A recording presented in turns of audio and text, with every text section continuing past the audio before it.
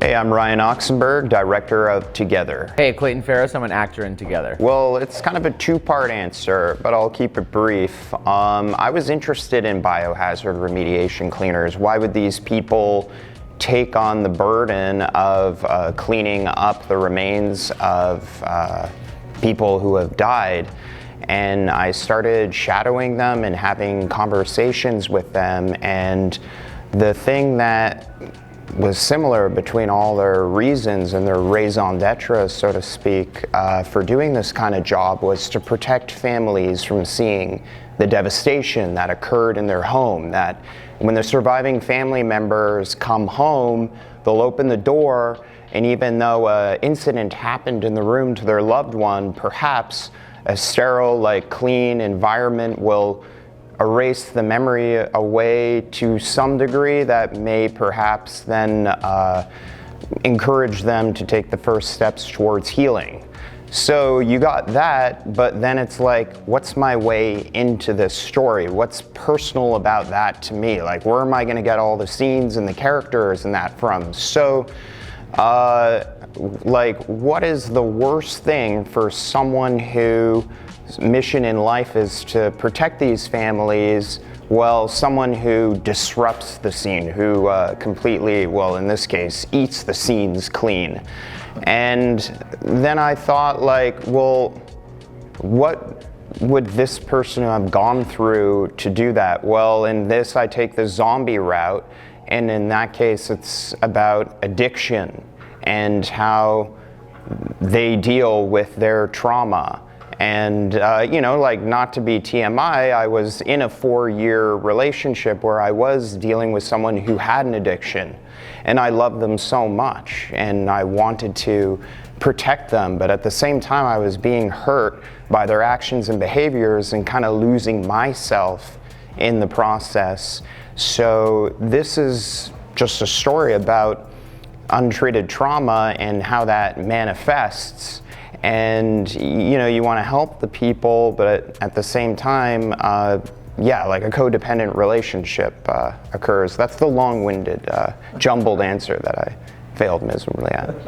I just wanted to make it feel cinematic, and that came down just to the look of the film and just using not always just steady cams, but dollies and that, and use that to tell the story and just keep in the point of view of the character. I mean, I wanted, because it is an unspoken kind of zombie vibe, I didn't want to go full zombie, so to speak.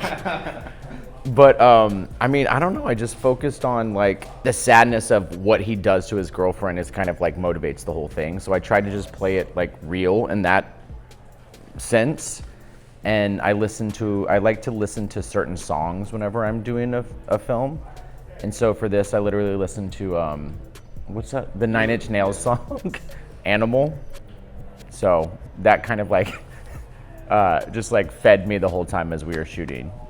Yeah. If you couldn't find Clayton on set when he was doing his thing on the bed, or, just his zombie thing, and that he was always in the back meditating, and it was so peaceful. It was such a funny contrast between what it was we were filming. This guy was so zen during the filming, and you can't ask for something better from an actor, someone who just has so much input and so much creativity and so much life they can bring to a character, and is also just super chill to work with. Just the color yellow, but it was soft colors and light but dark, just to contrast what was going on, the horror and the grief that we deal with, that with that daylight vibe, it just creates an uncomfortable feeling. The characters just came naturally to the situation you present them with. You have a character that is so their heart is set on something, and then you just take their vulnerability, their weakness, and match that with another character, and then you have good alchemy between the two. I didn't want to go in the world building of the film and just the mythology of the zombie, like, I know like the classic Romero stuff, but I'm not too hip to the new zombie things like Walking Dead and that. Because again, I didn't set out to make a zombie movie. I just wanted to make a movie about untreated trauma and what that looks like, how it manifests. So with the world building, I just wanted to keep it as simple as possible, and maybe that includes like not using certain details, like, or getting too overly detailed, because when you have too much piping in the writing, it just gets in the way of being able to breathe and let the characters and the story do its thing. So it allows you to go in and kind of create the world for yourself. So maybe it's your imagination that you're creating. Like, it's always cool to hear like what people think the state of this particular universe is.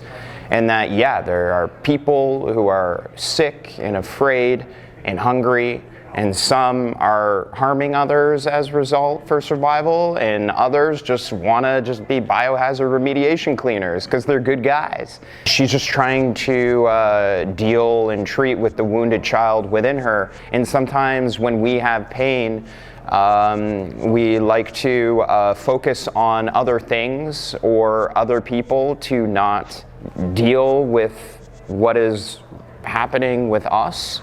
So it's a good escape, and we may be reinforcing our bad behavior, like what Julia does, rewriting unfavorable suicide letters left over on the scenes to protect people.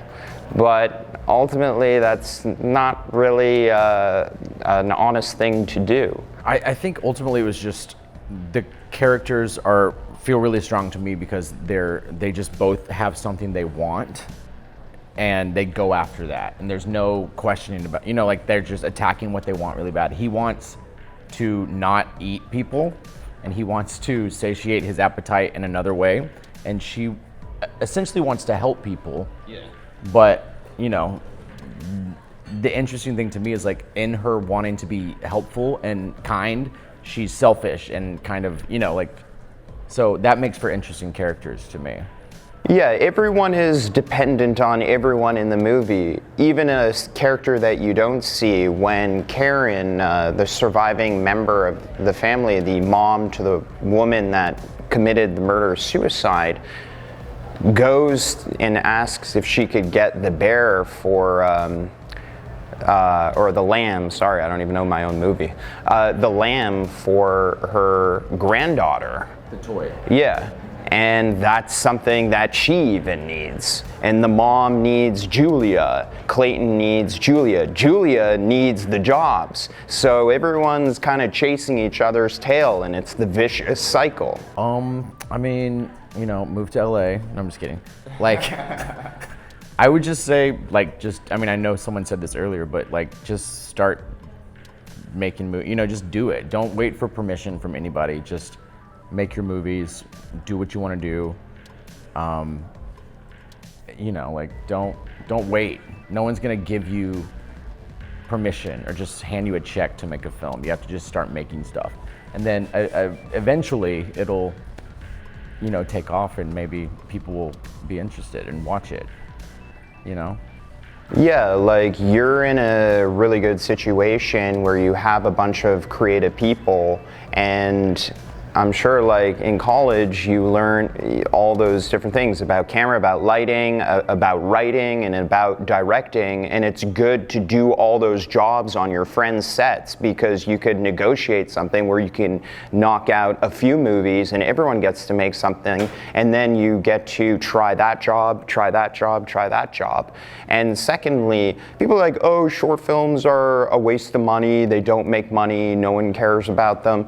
But that's such a lie, because we're going through, I went through the same motions as making a feature, just on a smaller scale. I still have to write it and rehearse with the actors and cast it and work with all the departments and do all the planning and that. So I'm going through those same motions, and that's important because there's stakes with anything, especially if you're bankrolling your own movie.